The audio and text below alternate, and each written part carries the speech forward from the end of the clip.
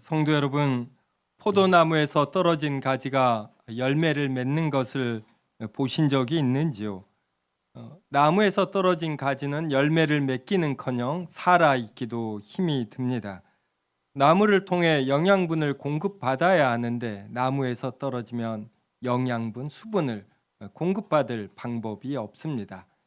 지금 이 강대상 옆에 화분이 있는데 우리가 예전에는 종종 꽃꽂이를 했습니다. 꽃꽂이 대신에 화분을 하는 이유가 몇 가지가 있을 터인데 아마 대표적인 이유들 중 하나는 꽃꽂이는 오래 가지 못한다라는 것입니다. 꽃 줄기에서 떨어진 이 가지는 역시 영양분 수분을 공급받지 못하기 때문에 길어야 일주일, 2주일 갑니다. 그런데 이렇게 화분을 놓으면 오래 가는 것이죠. 오늘 본문은 이것을 통해 예수님과 우리와의 관계가 이러하다 그럽니다.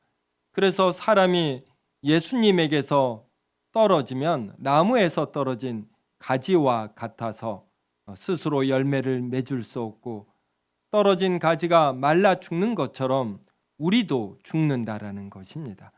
그래서 모든 사람은 늙고 또 병들고 죽습니다.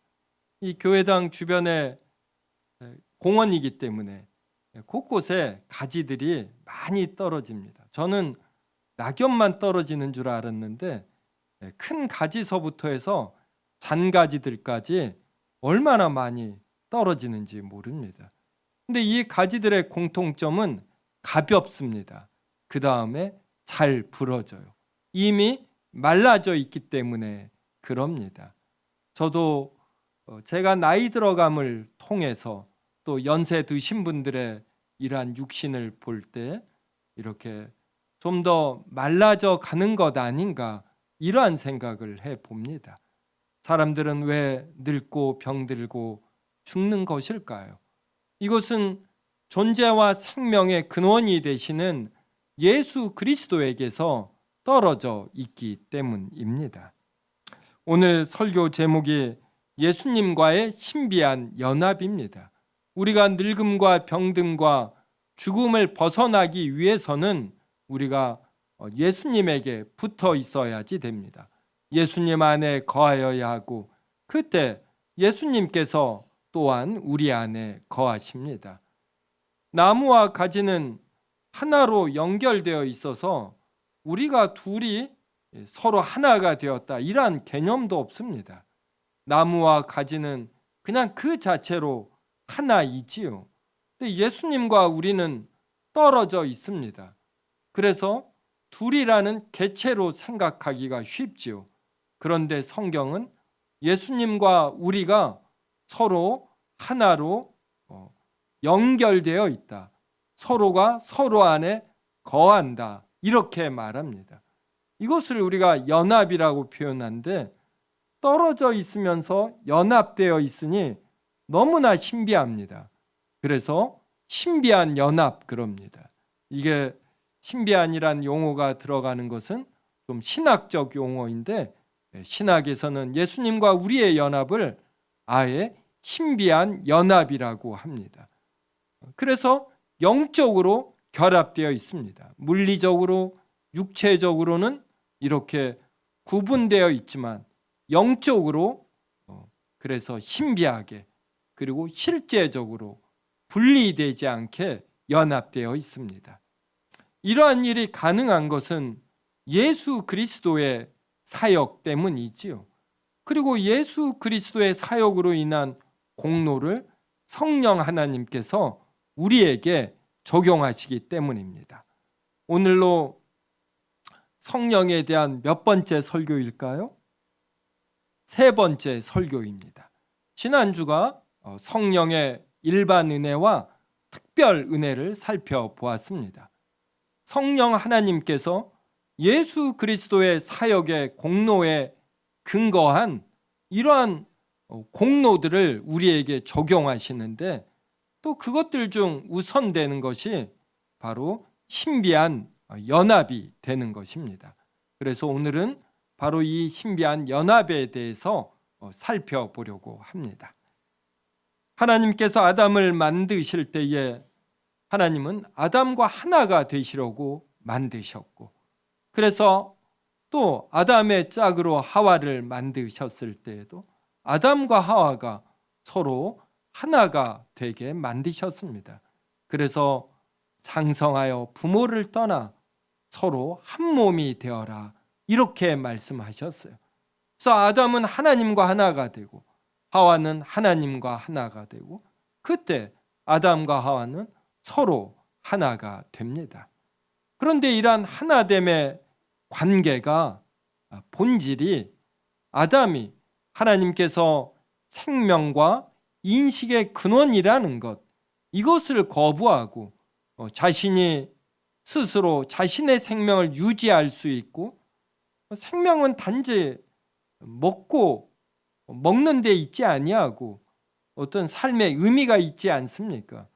이러한 삶의 의미를, 그리고 삶의 목적을 스스로 결정할 수 있고, 그래서 자신의 행복과 기쁨을 추구할 수 있는 능력이 있고, 그래서 외부에서 누가 자신에게 과잉하여 금지하기를 원하지 않았습니다. 바로 이게 선악을 알게 하는 나무의 열매를 따먹은 것이죠. 그리고 이것이 최근에 우리나라를 대표하는 이런 헌법 재판관들의 모임인 헌법재판소에서 8년 전인가 간통죄는 사람들의 자기결정권과 행복추구권과 과잉금지 원칙이라는 헌법에 위배된다 하며 법률에서 간통죄를 없앴습니다. 그러니까 아담이 지은 죄가 모든 시대를 관통해서 흐르는 것입니다. 사람에게 죄성이 있다라는 것은 자기 스스로 결정하려고 하고 자기 스스로의 행복과 기쁨과 만족을 추구하려 하고 누가 간섭하는 것을 싫어한다, 이러한 의미이기도 합니다. 사람들이 이렇게 자기결정권, 행복추구권, 과잉금지 원칙을 추구할 때 발생하는 것은 무엇입니까? 서로 자기 결정이 옳다라고 주장하는데, 그래서 채택하는 방법이 다수결이라는 방법인데, 이때 발생하는 것이 무엇입니까?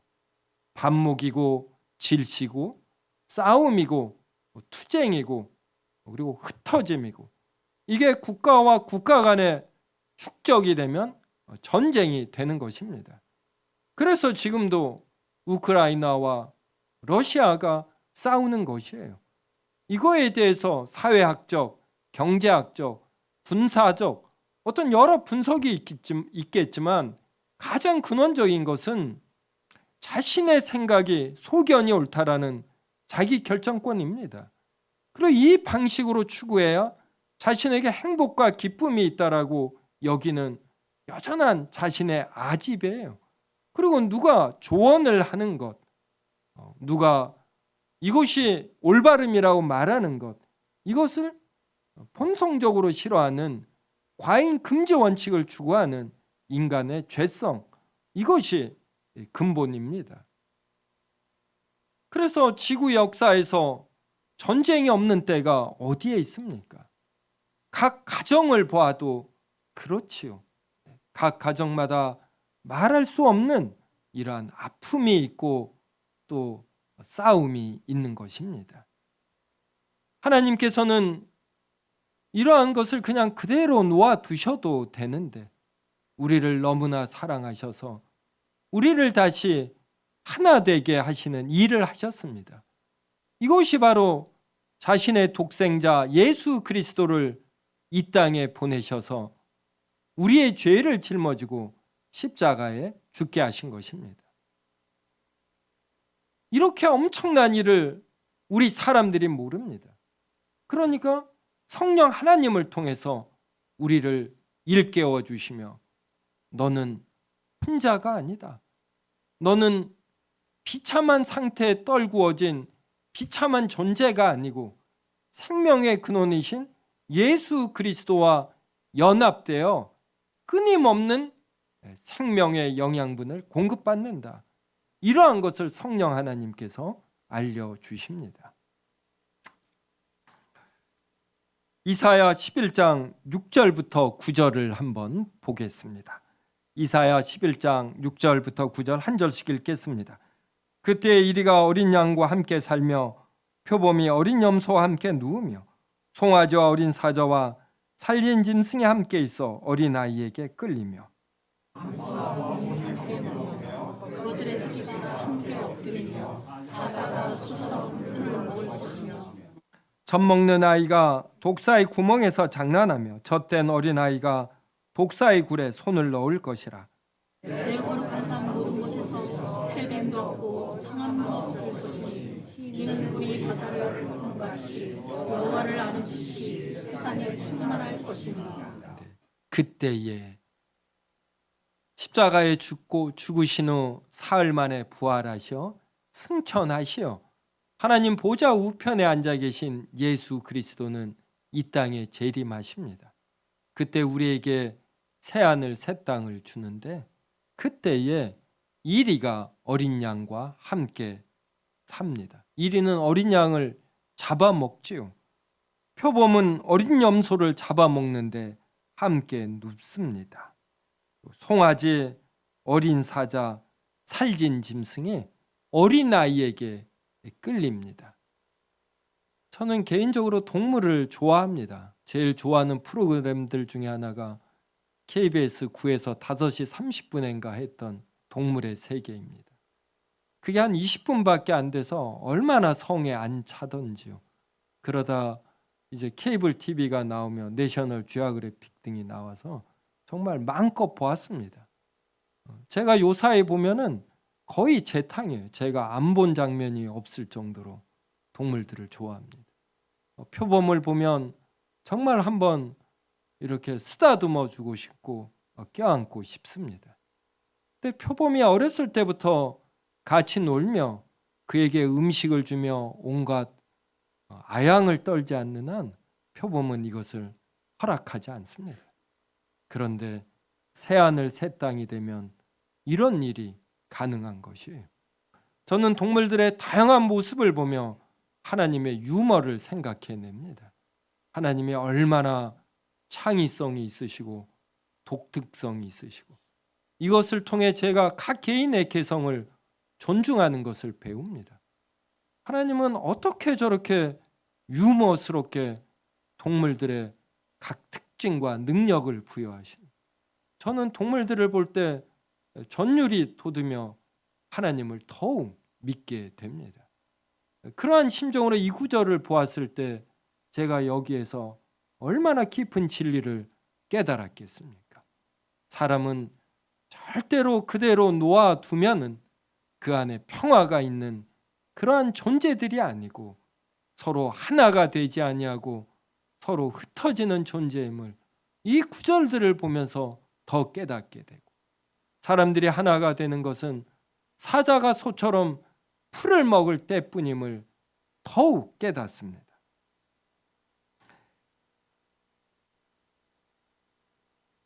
사자가 7절 보십시오. 후반절에 사자가 소처럼 풀을 먹을 것이며 사자가 소처럼 풀을 먹을 때에만 다른 동물들을 잡아먹지 않습니다.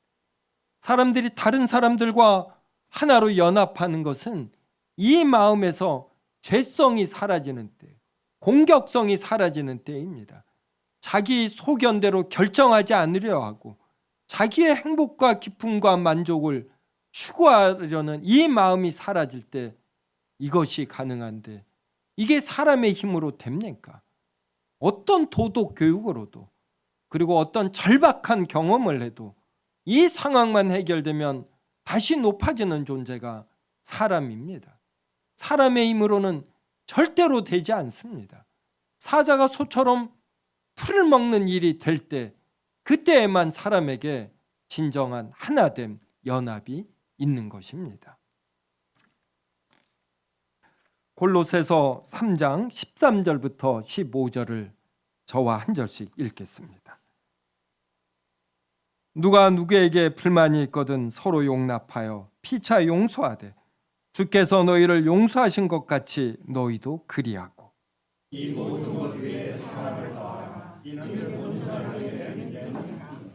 같이 읽습니다. 그리스도의 평강이 너희 마음을 주장하게 하라. 너희는 평강을 위하여 한 몸으로 부르심을 받았나니 너희는 또한 감사하는 자가 되라. 누가 누구에게 불만이 있습니다. 그때 누가 옳으니 싸움으로 해결되지 않습니다. 서로 용납하라. 피차 용서하라. 자신의 옳다라는 생각을 거두고 용납하고 용서하려고 하라. 너가 옳아도 용납하고 용서하라는 것이죠. 주께서 너희를 용서하신 것 같이. 하나님께서 우리가 죽어 마땅한 존재이고 하나님이 창조자이시고 우리에게 모든 것을 주셨는데 우리가 반기를 들지 않았습니까? 우리는 하나님께 원수와 같은 존재입니다. 이러한 우리를 하나님께서 용서하여 주셨습니다. 그러니 너희도 그리하라. 그러며 14절이 이 모든 것 위에 사랑을 더하라. 이는 온전하게 매는 띠니라. 그러니까 사람과 사람을 하나로 연합시키는 것은 얼마나 많이 배웠고 얼마나 많이 경험했고 얼마나 많이 고난을 겪었는가. 이러한 것도 필요하지만 예수 그리스도에 대한 사랑을 알므로 그래서 이 사랑을 깊이 자신이 체험하고 깨닫고 그래서 이 사랑으로 용납하고 용서할 때 이게 온전하게 매는 띠가 됩니다. 15절에 보면 그리스도의 평강이 너희 마음을 주장하게 하라 그럽니다. 너희는 평강을 위하여 한 몸으로 부르심을 받았다. 우리는 평강을 위하여 한 몸으로 부르심을 받은 존재입니다. 그래서 우리가 아무리 많은 것을 이룰지라도 능력이 있어도 내가 어디에서 하나가 되게 하는 존재가 되지 못한다면 이것은 헛똑똑이고 제가 덕을 이기는 재승덕한 그러한 낮은 수준의 사람이 되는 것입니다. 성도 여러분, 지구와 태양의 크기 차이 아시는지요? 제가 때때로 동물이나 우주에 대해서 이야기하는 것은 하나님의 영원하신 능력과 신성이 하나님이 만드신 것들에 새겨져 있기 때문입니다. 우리는 궁극적으로 그리고 가장 구체적으로는 언어를 통해서 하나님을 압니다. 그래서 언어가 기록된 성경을 통해서 하나님을 알지요. 그런데 또한 하나님께서 만드신 이 세상 만물에 새겨진 하나님의 영원하신 능력과 신성을 만물을 통해 우리가 관찰함으로 통찰을 얻습니다. 지구의 태양 크기도 이러한 관점에서 살펴봅시다. 태양이 지구보다 무려 130만 배 큽니다. 이 말은 태양 속에 지구가 130만 개 들어간다 이런 뜻이에요. 얼마나 큰지 알겠죠. 별 감동이 없어서 또 예를 들어야 되겠습니다. 축구장, 넓은 축구장인데 거기에 사탕 하나 있어요. 사탕 하나가 지구입니다. 이 태양, 네, 감사합니다, 권사님. 유일하게 감동해 주셨어요. 이 축구장을 그 조그만 사탕으로 채우려면 130만 개 필요로 합니다. 태양이 얼마나 무겁냐면 태양에 있는 위성이 8개예요. 위성은 잊어버렸네요. 이것도 한 몇십 개 됩니다. 달의 위성은 하나잖아요. 근데 또 목성 같은 경우는 몇 개가 있고 이런 위성과 행성, 그러니까 태양계에 있는 다른 모든 걸 합해도 태양이 전체 질량의 99%를 차지합니다. 얼마나 태양이 큰지 알죠. 그래서 이 중력이 무게에 있는 것들이 서로 잡아당기는 힘인데 태양이 99%의 중력, 즉 970배가 됩니다.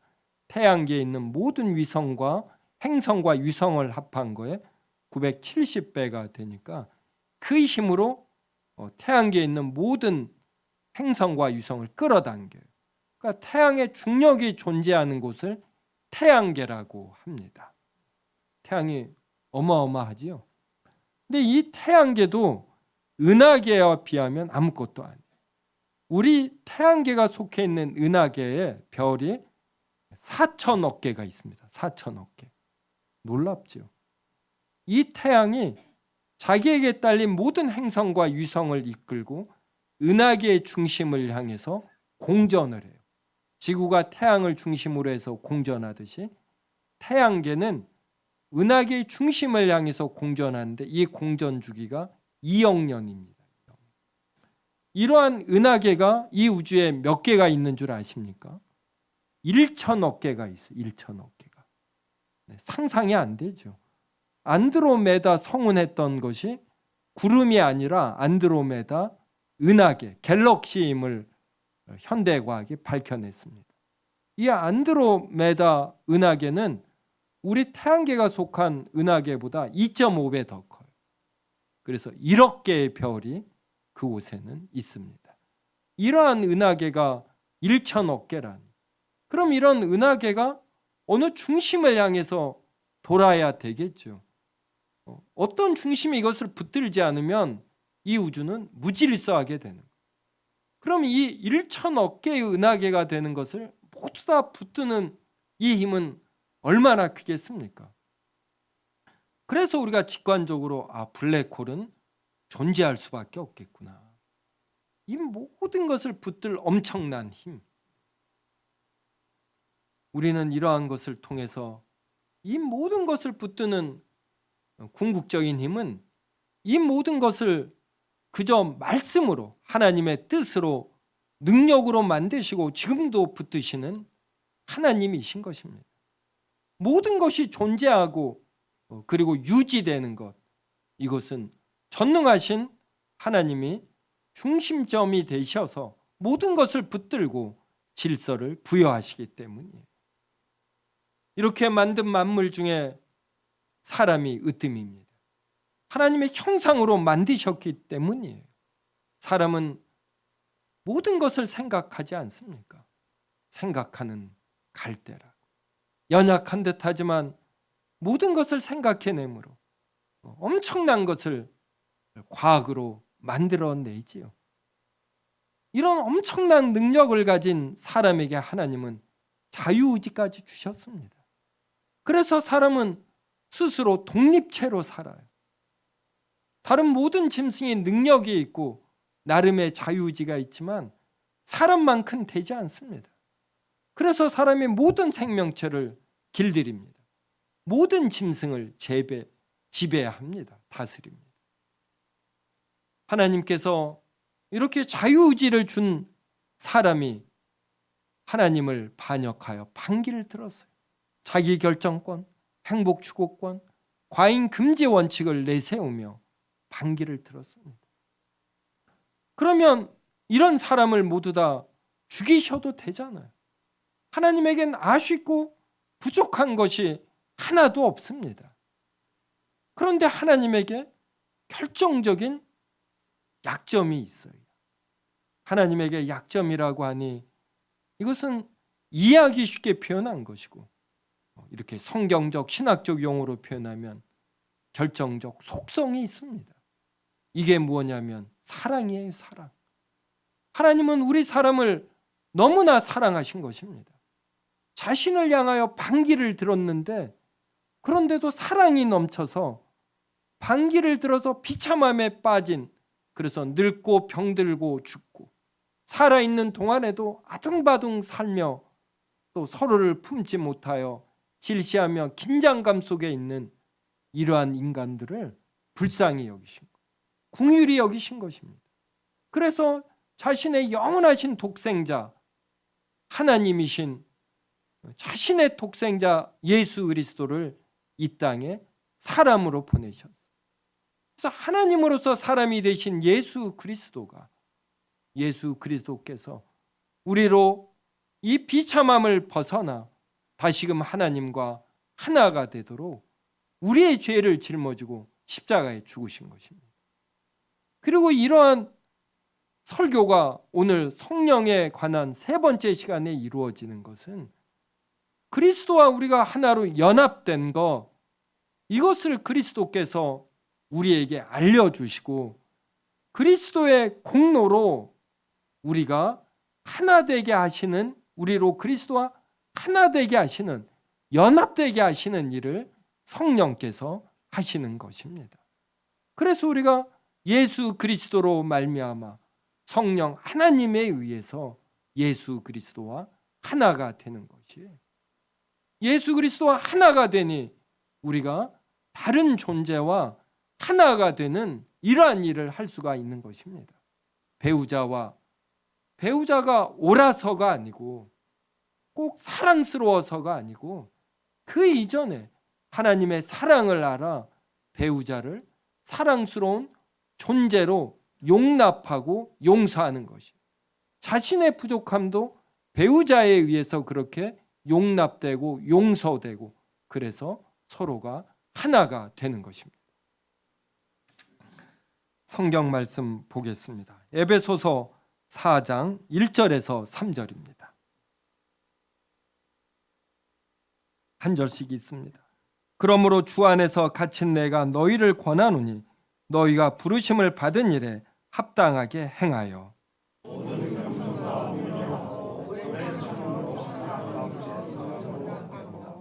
같이 읽습니다. 평안에 매는 줄로 성령이 하나 되게 하신 것을 힘써 지키라. 모든 지키라. 네. 주 안에서 갇힌 내가 너희를 권한다. 이 편지를 쓸 때 바울은 감옥에 갇힌 자예요. 주의 사역을 하다 갇혔어도 그에겐 기쁨과 평안이 있습니다. 하나님에 대한 깊은 묵상으로 그에겐 세상이 빼앗을 수 없는 평안이 있죠. 그래서 오히려 에베소 교인들을 권합니다. 너희가 부르심을 받은 일에 합당하게 행하라. 너희가 하나님의 자녀로, 신자로 부름을 받지 않았느냐? 하나님의 자녀로 부름을 받아 너가 어떠한 직업을 갖고 일을 하는데, 어떠한 위치에 있든 하나님의 자녀로서의 그 일을 합당하게 행하라 그럽니다. 그러며 모든 겸손, 온유로 하라. 오래 참음으로 사랑 가운데서 서로 용납하라. 성도 여러분, 오래 참는 일이 얼마나 힘듭니까? 자신의 역량이 되지 아니하며 오래 참는 사람은